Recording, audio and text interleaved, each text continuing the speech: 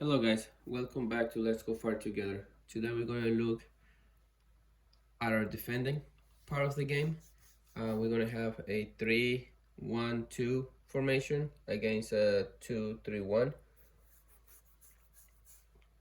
We're going to be the guys in the red. As you can see, the yellow or green, however it shows on your screen, is going to be the one starting with the ball. Now,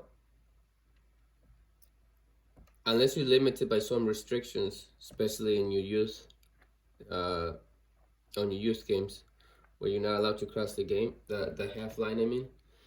If you're not limited by that, I need to go all the way up and press as high up as you can.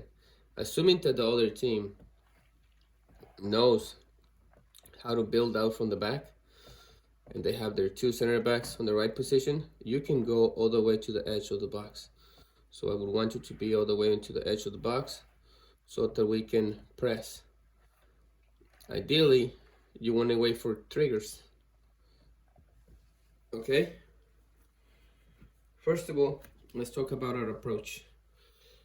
As soon as the ball's played, in order for you to defend, and that's on any case, so pretty much if this guy was running at this, at our number 7, the first thing you want to do is you want to get there fast. But you see, at an angle so that you deny the straight pass to the goal. So you don't want to make a straight run, and you don't want to make an angle run from the outside inside. You want to make it from the inside out to make him go this way. So make your angle run, get there fast, okay? But when you get there, slow down as you're getting close to him. Get side on, so that means one foot in front of the other. It's very hard to demonstrate here, but I will try to make a video like that. Please comment if you like to do that. If you like to see that kind of content. But you get side on and you get low so you can explode and you can be ready. So if this guy plays the ball in here, then you can run and stay with him, because your first job is to try to delay the play in order for your teammates to come and support. So then you become pressure, this guy will become support, and these two guys become balance. Now, if you're supporting, you don't want to be in here because you're not trying to deny him to go to the sideline. You want to push him to the sideline, so then it becomes our ball. What you want to do is you want to stay at an angle, still protecting your goal. Make sure the angle is always towards your goal, and enough distance to where if you're too close together, you're not just one player and he just goes around the two of you. So for you coaches, you want to make sure you coach that to your kids to make sure they don't become just one player. For us in practice, I've been telling you guys a lot that we want to make sure we stay away enough from each other that we're helping, but not too close. Okay? Think of it like if this guy farts, you want to be far away enough that you're not going to smell it if you hear. Literally. Sounds gross, but it's just a good way of thinking about it. If this guy farts, you don't want to smell it. That's how far away you want to be. Not too far away, just far enough that you don't smell what he had for dinner or breakfast. Now, with that aside, you want to look for 3 main triggers of when to actually go for the ball. And this guy can be a lot of help in that. For one, if you have help, then that's when you actually try to go and win the ball. But the main trigger is if this player is looking at his feet a lot, and you can tell that he doesn't really know how to dribble, so he's insecure. And if he looks at his feet and looks down at the ball, then that's your trigger to go and try to win the ball from him. Now, the second one is if he makes a bad touch, which is why you don't want to be right up on him, but you want to give him just give him half a yard or a yard, depends on how fast the player is too, so you don't get beat on the speed either. But you want to stay right in front of him where you can reach him, you can touch him, so you can try to slow him down without making any silly fouls or anything like that. But if he makes a bad touch, then you can go on and take the ball and find your teammate. Now the other one is if you got him in a pinch, if you got him up against the line, or vice versa, if he has you in a pinch and he's got too close to your goal, you can just keep backing up until he can score. At one point, you have to engage him. So once you know that you're in trouble and you're getting too close to your goal, then at that point, your goalie should become support and you have to go and get him and try to get the ball. You have to engage at some point. You can't just keep backing up all the way from here to your goal and then just let him shoot, or let him back you up all the way to your goalie.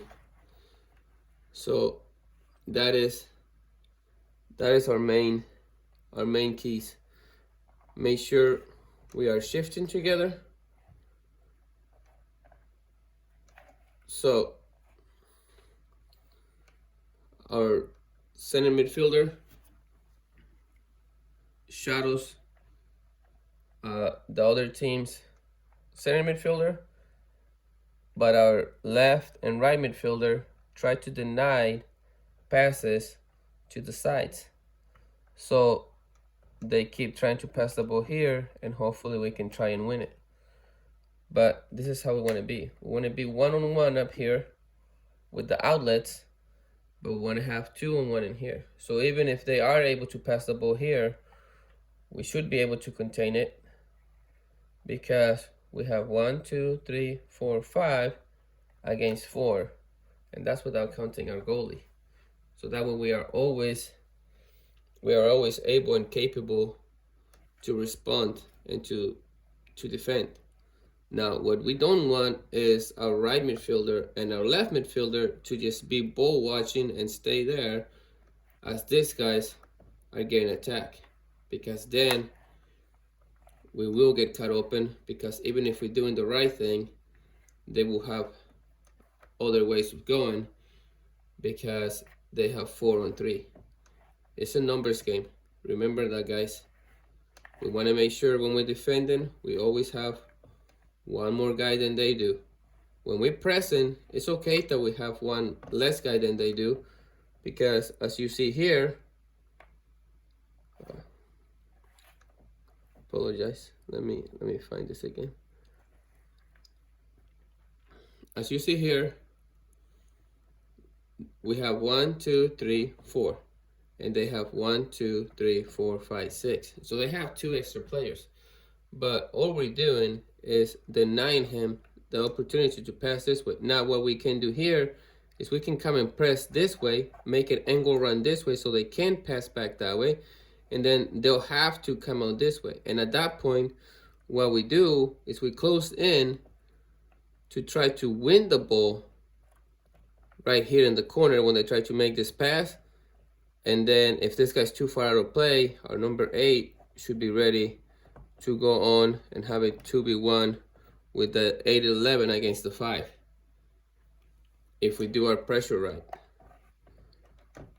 So remember, anytime there's a goal kick on the other side, we want to go up. We want to go up and we want to squeeze them. But always making sure we are one-on-one with their main outlets, and making sure that we try to deny the pass. And once we have tried to push them to a corner, then that's when everybody shifts together to try to deny that passing opportunity. It's the same thing on the other side. So if he passes here, then we try to chase him this way towards this corner, and this guy denies this pass. Now to deny that pass, you have to be in front of him. Okay, close enough where you can see him, but in front of him. Make sure he doesn't like sneak off behind you, because then this pass will be open. All right, I know that's a beautiful curve, but you know what I mean. They'll just pass it through here because you didn't see him move behind you. You have to make sure you stay in front of him so you can deny that pass. This guy will move in here, and normally if this number 9 is doing the right pressure, this guy's not going to have the time or the space to send a long ball all the way to the other side. So I want to push him this way, so if we win the ball back, even if this guy comes back, our number 8 should have a 2v1 against the number 2 with our number 7, and we should be able to capitalize on that. So remember, be high up in the field, one-on-one with their outlets, 2-against-1 with their main striker, and our number 9 has to do a lot of running, a lot of pressing. If you are restricted by the half field, then all you have to do is just take those positions as soon as the ball gets played, but make sure you don't overrun it to where you just go past the players you're supposed to be marking. Make sure you hang around by them while you're number 9, that's what they're supposed to. So let's recap. We want to close our distance fast. We want to slow down when we get there. We want to get side on to the player. Make sure you can reach and touch him, but at the same time, make sure you're not too close to where he can beat you. And you want to get low to where when he passes the ball and past you, he tries to take you on, you are on a body position that you can engage and run with him. Remember to try to delay him because you should have support coming. Remember our 3 keys on when and how to win the ball. If the opponent is looking at their feet and is insecure about his own dribbling, that is why you're supposed to, as a defender, be looking him in the eyes. You don't need to be looking at the ball. You need to be looking at his eyes. Out of the corner of your eye, you will see the ball. But his eyes will tell you what he's doing. If you read that. Remember Fabio Cannavaro, the 2006 on the World Cup champion with Italy. He won the Ballon d'Or based on his defending, and that was his biggest secret, that he wouldn't look at the ball, he would look at the player's eyes to know what the attacker was doing. So look at the player's face to see what he's doing, and when he looks down to look for the ball, that's when you go for the ball too, because he will know what you're doing. The second trigger to try to win the ball is when they take a bad touch. They try to look up at you, try to look for teammates, and they take a bad touch, and then that's when you go for the ball and take it. Or lastly, but not least, when you are in a pinch and he's too close to your goal and you have to engage him, or when you have him in a pinch up against a corner or a sideline and you know that you can win the ball or at least push it out of bounds or into a corner, and then you go for that too. All right, please leave any comments. I hope you like the content. If you do, please like and subscribe. I love to hear from you guys. See you guys in the comment sections. Bye.